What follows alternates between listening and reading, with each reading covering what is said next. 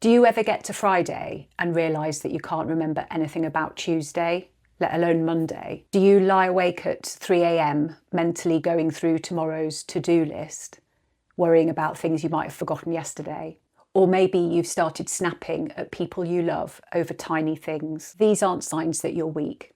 They're your body's emergency signals that burnout is creeping closer.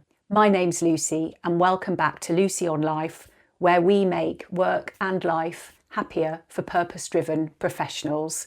If you're new here, welcome for the very first time. In today's video, I'm sharing 10 battle-tested techniques to prevent burnout before it takes you down. And I'm not just sharing theory here. 3 of these tactics literally saved my career when I was a chief executive going through burnout myself. I'll share my experiences as we go. So let's crack on. The first tactic is what I call the 80% rule, which is basically stop before you're running on empty. Here's what to do. End your workday when you're at about 80% capacity, not when you're beyond tired and running on fumes. So why does this work? It's because preserving that 20% of energy reserve prevents energy depletion. You actually need a bit of fuel left in the tank in order to recover properly. If you're finishing every day at 0, you're starting the next day in deficit. And that's how burnout builds. So how do you implement this? Set yourself a hard stop time, let's say 5:30 p.m, and stick to it. Stick to it even if tasks remain unfinished. Put them on the to-do list for tomorrow. I know that that can feel uncomfortable, but the truth is that tomorrow's productivity depends on today's recovery. After 30 years of leading teams myself, I've learned this the hard way. Martyrdom does not equal leadership. Working yourself to exhaustion doesn't make you more dedicated. It makes you less effective for the people who need you. Oh, and if you're new to the channel, a very warm welcome to you. If you learn anything today, do give it a like and do consider subscribing. I share new content every Wednesday to help you thrive in your career. On to tactic number 2, the single channel communication block. Here's what to do. Designate specific times for checking emails, messages, Teams. Let's say 9 o'clock in the morning, 1 p.m. and 3 p.m. Between those blocks, close those tabs and turn notifications off. In fact, it's good practice to turn notifications off all the time, if I'm honest. Why does this work?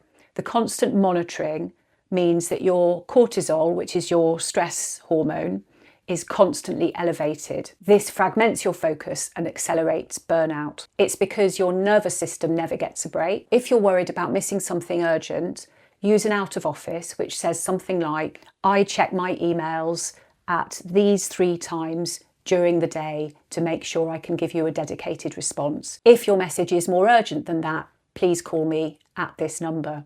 You're not being difficult, you're being effective. This links directly back to my toxic workplace videos, which you should think about watching next. Constant availability is a culture problem, not a dedication measure. If your workplace expects responses 24/7, that's not healthy. That's a leadership failure, not your personal shortcoming. Tactic number 3 is the car park method, and this is what genuinely saved me. Here's what you do. In the last 10 minutes of your workday, write down all the unfinished tasks in a dedicated notebook. Include every work worry too, everything that's swirling in your mind. Then physically close that notebook and get up from your desk. Your brain can finally release the mental load because it trusts the system. You've captured everything, so your brain doesn't need to keep rehearsing it over and over again. And this dramatically reduces that 3 or 4 a.m. anxiety. Keep that dedicated car park notebook on your desk. The next morning, review it first thing to start your day with clarity. When I was chief executive of a small charity, I would keep waking up in the night, frantic with worry about all the things that I needed to do, my mind racing. My health was suffering, my relationships were suffering. A coach introduced me to this car park method, and honestly, to start with, I thought that's too simple. How on earth can that work? But I gave it a try, and that first night, I actually slept much, much better. My brain finally had permission to switch off because I'd captured everything in that simple notebook. This was a real turning point in my recovery from burnout, so do give it a try. If you try nothing else from today's video, do try this one. In tactics 4 to 6, I'm going to take a look at how you structure the work itself. Tactic number 4, you could call countdown anchors or time boxing the chaos. Set visible timers for your meetings and tasks. When that timer buzzes, stop, even mid-sentence if you have to. Why does this work? It's because it prevents scope creep. It creates a safety that tasks really will end. When everything feels endless, that's when burnout can thrive. Use your phone timer for 25 or 40-minute work blocks. Set a 45-minute maximum for meetings. I honestly don't know why the default is an hour, but there we have it. Set a 45-minute limit. At the start of the meeting, announce the timer to everyone. We've got 45 minutes for this meeting. This is what we need to get achieved, so let's stay focused. As a leader, I learned that respecting time boundaries is a sign of a healthy work culture. When you demonstrate that time matters, it gives your team permission to protect their own time too. Tactic number 5, 2-tier quality standards. Not everything, not every task deserves the same level of quality. Not everything deserves excellence. Categorise your tasks as either tier 1, when excellence is genuinely required, or tier 2, where good enough is actually fine. Perfectionism is burnout's best friend. When you apply excellence level effort to everything, you deplete yourself for tasks that genuinely require it. Strategic good enough protects your energy for what really matters. A way to implement this is do a weekly review and identify, say, your 3 tier 1 actions for that coming week. Everything else gets 70% effort maximum. That's not slacking, that's leadership, and that's prioritization. One of the core skills of effective leadership is identifying what requires your full attention and what doesn't. Tactic number 6 is reduce administration. Cut out the what's called busy work. Audit your week. Identify the tasks that don't serve your core role. Then delegate them, automate them, or eliminate them entirely.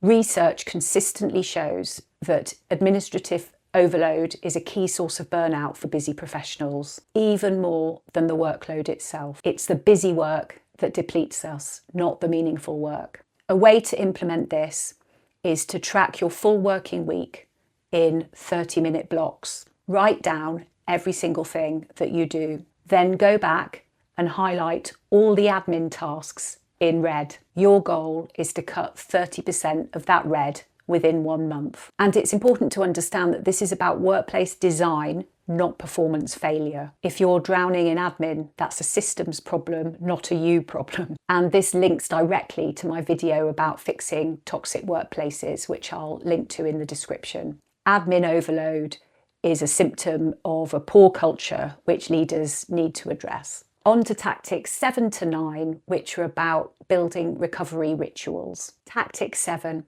start right to end right. In your first 90 minutes after waking, get exposure to daylight. Drink a glass of water. Delay any caffeine intake for at least 90 minutes. Why does this work?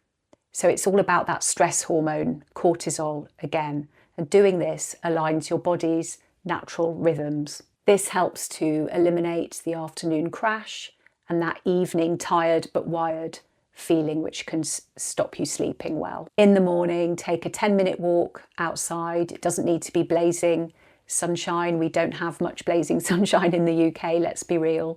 Just daylight will do. Drink water before you drink coffee or tea, and make sure you eat some protein within an hour of waking. There is science to this, but it's beautifully simple. It's how your body was designed to work. Tactic number 8 is, at the end of the day, exit rituals. Create a psychological commute. Create at least a 10-minute transition routine between work and home, even if you work from home. In fact, especially if you work from home. Your nervous system needs a clear signal that the workday is over. Without that signal, you're more likely to stay in 24/7 stress activation mode, which is likely to lead to burnout. Build some specific habits around this. Change out of your work clothes. Go for a walk around the block. Listen to a favourite playlist. Journal 3 things you're proud you accomplished today. The specific activity matters less than the consistency. Now I work from home pretty much all the time, and it's easy to lose that boundary between work life and home life, but I make sure I change my clothes, I listen to music. In fact, I do the things that I've just talked about. I go for a walk around the block and make a specific transition out of the working day into home life. If you work from home, please don't skip this, it's essential. Tactic number 9 is to schedule recovery just the same as you would schedule meetings. Block calendar time for genuine rest, not errands disguised as breaks, and make sure you keep them in the diary just as much as you would meetings with other people. When you're burned out or heading towards burnout, rest doesn't happen accidentally. It requires the same level of intentionality as your work does. Every Sunday evening, schedule 3 30-minute rest blocks into your coming week. Things that count as rest are yoga, meditation, walking in nature, reading fiction, things that are genuinely restful activities. During my own CEO burnout, I kept saying I need to rest more, but I never actually did it. Every spare moment got filled with things I needed to do, like grocery shopping, admin, helping somebody else, doctor's appointments. Rest kept being the thing I would do when I had time. At the time, my coach made me put rest appointments into my diary in ink, and she told me if somebody asks to make an appointment at that time,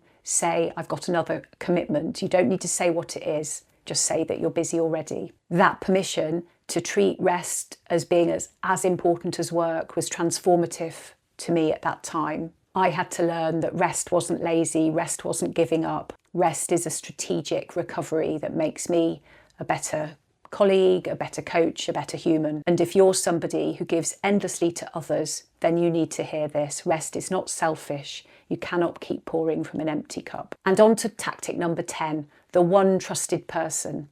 Identify one person who gets regular, honest updates about your burnout risk. Set up weekly 15-minute check-ins. They can be virtual or in person, it doesn't matter. We know that isolation increases the risk of burnout exponentially. One consistent connection acts as both an early warning system and an accountability partner. When someone else is tracking with you, you can't hide from yourself. Ask someone you trust. Say something like, I'm working on burnout prevention. Would it be possible to do quick Friday morning check-ins where I chat to you about how I'm doing? Use a simple 1 to 10 scale and you can report to them where you're at on that scale. I'm at a 3 this week, I'm at a 5 this week, I'm at an 8 this week, and so on. Showing vulnerability is actually a leadership strength, not a weakness. And this models the very culture change I advocate for in my toxic workplace videos. We can't fix toxic work cultures when we're pretending to be fine when we're not. So there you have it, 10 battle-tested, evidence-based tactics to prevent burnout before it takes you down. Let me summarise them quickly for you. I've got them written down here. 1, the 80% rule, stop before you're empty. 2, single-channel communication blocks, control when you're available. 3, the car park method, brain dump before shutdown. 4, countdown anchors, time box everything. 5, 2-tier quality standards, not everything needs your excellence.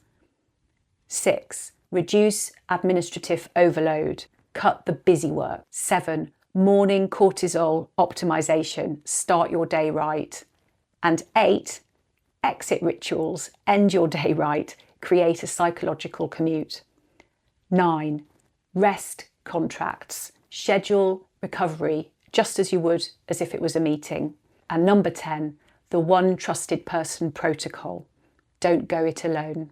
Burnout isn't a personal failing. It's a signal that something in your work structure or your boundaries requires attention. These tactics work, but only if you implement them. So pick one, just one, and try it this week. Drop a comment below to let me know which tactic you're going to try first. I read every comment and I'd love to hear from you. And if you're keen to learn more, do go ahead and watch my video, How to Fix a Toxic Workplace. It's a great video to watch next. Thank you so much for watching. Remember, you deserve to thrive, not just survive. See you next time.